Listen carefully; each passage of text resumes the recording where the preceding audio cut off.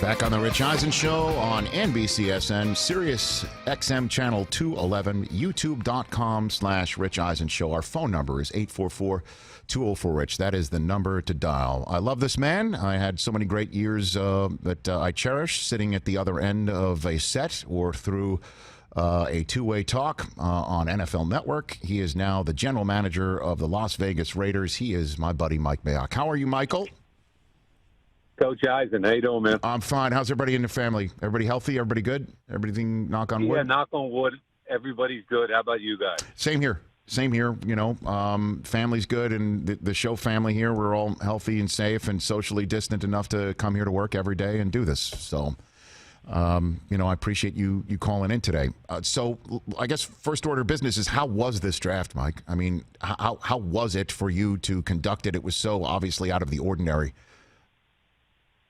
Yeah, I mean, it obviously there were challenges out there for all 32 teams, and that's all that really mattered.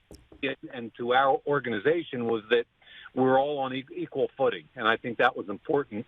And so starting from the time where we had to leave the facilities all the way through the draft itself, you know, we put a lot of pressure on our IT people, our analytics people, our video people.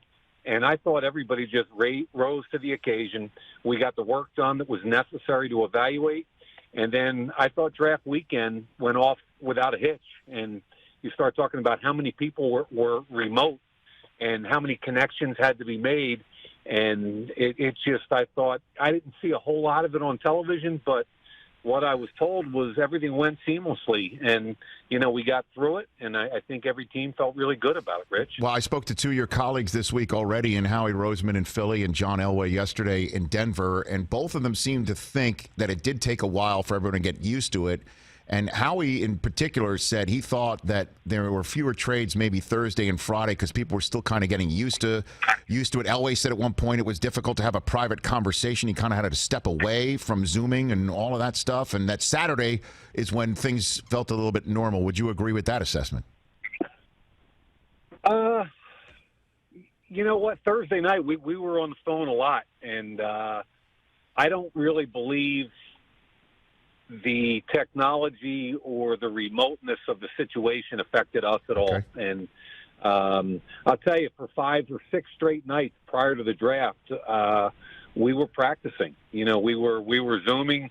We had our trade guys in different parts of the country. We had our scouts calling in and trying to overwhelm our phone lines just to make sure we could handle both the phone lines and the video lines. And it worked out pretty well. So you know, I think the one thing, Rich, is you kind of felt like once you got to a certain point left on the clock, you had to hurry because it wasn't like everybody was in the same room together. If you're trying to make a trade and you were down to about 2.5 minutes, 3 minutes, you were trying to get it done because you still had to facilitate to go through the trade line to the NFL. You had to call the kid that you were trading for or drafting. You know, there was a lot going on that typically would happen a lot easier, but I feel like the reality of it went off without a hitch. And then I also just, you know, from our years together, I knew that everything's an evaluation for you. How would you evaluate Gruden's handling of the IT? Because a lot of people thought he might be the guy who talks into his mouse and not, you know, figure that stuff out. How was Gruden in your evaluation, Mike? John was great, man. We had fun. I mean, we're two dinosaurs. That's and, right. you know, we're now about an hour apart, and we're, you know, at first, the week before, John was like, I don't want to be on that Zoom thing. I want to be on a phone with you, Mike, and then you do all the Zoom stuff. And then we had a couple practice mock drafts that went off without a hitch. And he was like, yeah, that's not too bad. That was kind of cool. And, you know, John gets to the point, and he starts to embrace it, and then he's really funny. So it went well. That's good, because I guess Caliendo could have just stepped in at any point in time, you know. I heard he did, apparently, right? No doubt about that. Mike Mayock here on the Rich Eisen Show. Let's get into the evaluation. We had, again, Elway on yesterday. He said that the Broncos ran several mock drafts, and not a single one of their mock drafts had Ruggs being taken by you. Why did you choose Ruggs out of all the wide receivers at your disposal, potentially? Well, you know, there was that quote that group of the top three wideouts that everybody wanted to talk about, Judy, Ruggs, and CeeDee Lamb, and we loved all three of them. And I felt like John and our staff could take advantage of the distinctive talents of all three because they were very different. And at the end of the day, I think the pure speed of Henry Ruggs is kind of what changed things for us. And I think we felt like we've been bereft of speed, both vertically and horizontally. And when you get a guy like Ruggs, not only are you getting the vertical threat, the deep overs, the post routes, you're also kind of getting those manufactured touches, the horizontal ones, the jet sweeps, the bubble screens. When I talked to Nick Saban and he told me he approaches every day like he's a walk-on, his work ethic is off the charts. He was a gunner and a jammer on special teams. So we felt like we got in one body, we got a potential kick returner, we got a gunner jammer, we got a guy to stretch the field vertically. And I think even more important than all of that, Rich, because, again, I think John could have used all three of those wideouts to their highest degree of excellency. But what changed it for us is we felt like that element of speed would make Josh Jacobs better, would make Darren Waller better, would make everything underneath better, and effectively make our whole offense better. Well, I mean, man, you kept hammering that wide receiver position as well when you used two of your three third-round selections on Lynn Bowden Jr. and Brian Edwards of Kentucky and South Carolina, respectively. Why did you feel the need to keep hitting that same position, Mike? Well, the reality is for us, Lynn Bowden's going to play running back. And he at Kentucky, it was kind of cool because his junior year, he caught close to 70 passes in the SEC, was one of the top slot receivers in the country. And then his senior year, the quarterback got hurt, and they moved him to quarterback. And he rushed for 1,300 yards in the SEC as a running quarterback / wildcat guy. So we kind of envision Lynn Bowden as first and foremost primarily a running back. As he learns how to pass protect and do all the different jobs demanded of him by that position, I think the cool thing about him, Rich, is he becomes what John calls a joker, an ability to play running back, slot, wide. We can use him. We could line him up in the wildcat in the red zone. So we envision Lynn Bowden doing a variety of jobs for us, but primarily he'll be a running back. And then Brian Edwards, to us, we had him with a high second-round grade, and he was sitting there at 81 and just couldn't pass up on that. And he's a big-bodied, tough guy, the all-time leading pass receiver at South Carolina. He started over 40 games in the SEC. So we were kind of blown away both by his productivity and his consistency in the best conference in the country. Well, I guess that seems like that was a facet about this draft with the wide receivers. Mike Mayock, by the way, of the Las Vegas Raiders here on the Rich Eisen Show, is that you were getting guys in rounds with grades much higher than what you were getting them. Would you agree in terms of everything, the years that we were working together to this year deepest wide receiver draft, period, or no?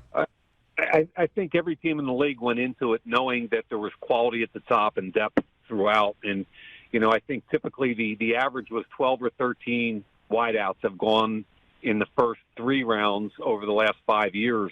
And I think 12 went in the first 2 rounds, which set a record in the modern draft. So certainly every team in the league felt like that was the case. Rich, there were guys in the 4th and 5th round that I was salivating over that were that were wideouts that typically would be 3rd round guys. So yeah, that position this year we thought had the best quality up top and the depth throughout. And let me just circle back briefly to your second first-round selection, the last of the Khalil Mack first-rounders that Gruden placed in your expert hands to turn into human beings. Damon Arnett. Now, part of the conversation about Arnett leading in and on draft night as well was his tape in the biggest game of the year against Clemson did not suit him very well. I'm sure you saw a similar tape and maybe thought a different thing about this young man, or saw somebody who fought through a difficult night on occasion. What did you see on his film? What we saw was in 35 starts at Ohio State, we thought he was the most competitive cornerback in this draft, as far as a guy that showed up every week, competed, tackled. He can play inside, he can play outside, he can play the right side, he can play the left side. He played most of this season with a cast on his arm. We thought that what we're looking for, Rich, when John and I sit in a room by ourselves and we talk about what are we trying to construct here, and we talk about competitive, tough guys that come to work every day because they love it, not just because they're getting paid for it, and that's Damon Arnett. So to us, when you're in our division and you're playing the Chiefs twice a year, you mentioned John Elway. They drafted wideouts, they drafted tight ends. Sure did. Everybody's trying to get faster and more dynamic to compete with the Chiefs. So in our division, you better line up, you better be fast, you better be competitive, you better be tough, and you better not flinch. And we don't think this kid will flinch. All right, in a few minutes I have left with you, let me hit you on some 2020 questions. And we hope for a full season, to use the phrase of your head coach. Knock on wood if you're with me. We're all knocking wood on that. How's Abram? Is he ready to roll? Is he ready to go, kid? Oh, yeah. I mean, we almost feel like we've got another first-round pick here. He played one game last year, hurt the shoulder. He's 100%. I talk to him all the time, and he is fired up and ready to go. Okay. Last time we spoke was at the Combine. I tried to walk through the side door, rear entry door, whatever you want to try and get you to talk about Tom Brady. You sniffed that out a mile away and moved in a different direction. So now here I am knocking on the door about the Mariota acquisition for you, and how, everything that's old is new again. We're seeing how Rodgers is in the role of a Favre, and I spoke to Brett about that yesterday. And people are thinking maybe Mariota could be in the role of Tannehill, with Derek Carr in the role of Mariota going into this season. How would you handle that as a narrative, Mike? First and foremost, Derek Carr is our quarterback. And John and I love what he did last year, and he completed 70% of his passes, and he had a great quarterback rating. And do we think he can get better? Sure. Year 3 in Gruden's offense, we expect him to get better.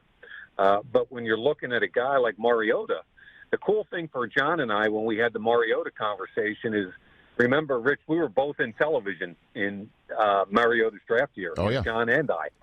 So if you're Marcus Mariota and you want to know what Mike Mayock or John Gruden think of you, all you really got to do is go back and check. Check the tape. Check the tape, just like you. Check the tape. They turned the tables on the evaluator. Now they're evaluating John and I, and it's really kind of cool because we had some great conversations with Marcus about that. He knows we believe in both Marcus Mariota, the person, more importantly, and Marcus Mariota, the football player. And I think we've got to rebuild him a little bit. He was beat up. He had to get some surgery after the season. You got to clean up some technique from the ground up. I think John's the right guy for that, and we just could not resist adding that kind of talent to our quarterback room. Well, I guess that is the question du jour as well, because that's what I talked about with Harry Roseman the other day, is that when you choose somebody, and Packers are having that conversation, my Lord, are they having that conversation right now, when you've got an already installed quarterback, a veteran, somebody who is associated with this team, somebody who's well paid to be associated with that team, and then you have another quarterback, it's your job as general manager to fill out a roster and make sure that that position's taken care of should that quarterback not be able to make the snap or falter. And I guess that's the question, Mike, is how do you view the role of quarterback number 2 in your job? Well, we believe that where we are as an offense right now is we ought to be very competitive offensively. We ran the ball really well. We've got a big, strong offensive line. We augmented the receiver position in the draft and free agency.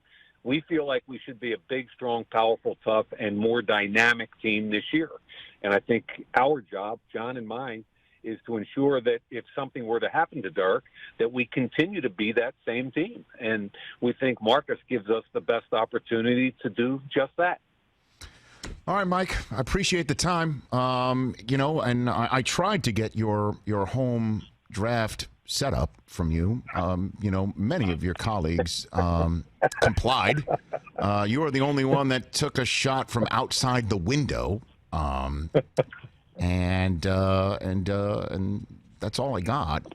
Can you at least describe? And then you're like, I know what you meant. By the way, I'm putting that text up on the screen right now. When I called you out, I know what you meant with 4 dots.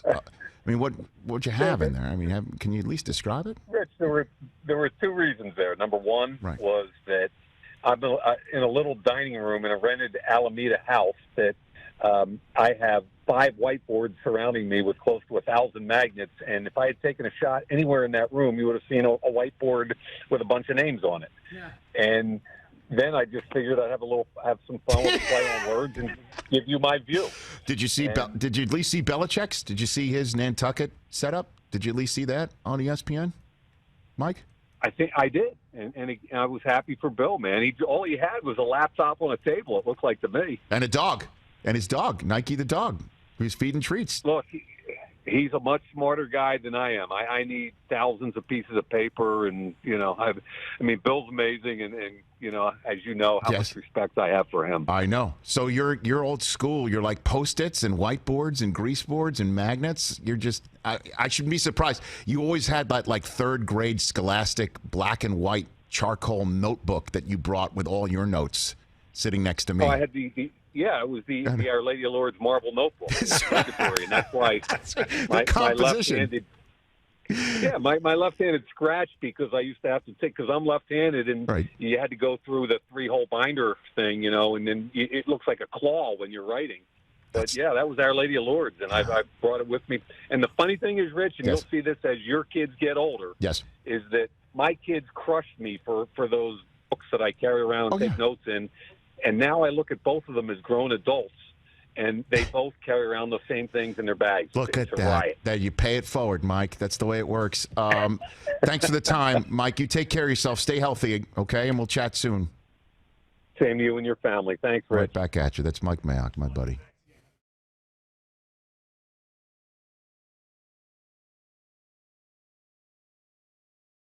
Hi, I'm Mike Tirico, and thanks for watching. Make sure to hit subscribe for the latest news and highlights from NBC Sports.